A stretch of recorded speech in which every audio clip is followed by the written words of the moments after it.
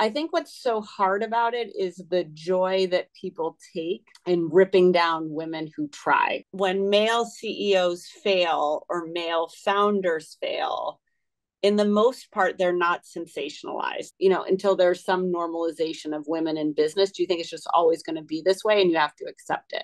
I think there's also always going to be a double standard. And I think because there's so few of us to point at Mm-hmm. as successes, there are fewer of us to point at when things don't work out. If you think about the news cycle, like there's just Yeah, like there's less it's clicks. not going to make as much noise. Yeah. So nobody has any idea what the bigger consequences are to women who have businesses, women who Yeah. want to start businesses, and also the women who have been affected by, being called out Yeah. in this kind of stuff because they don't see my DMs on Instagram Mm-hmm. from women who are thinking about starting businesses who are say, I'm watching this happen. I'm afraid to start a business because I don't want this to happen to me. Or in my text messages from the female founders who have been criticized that like they're afraid to start another business.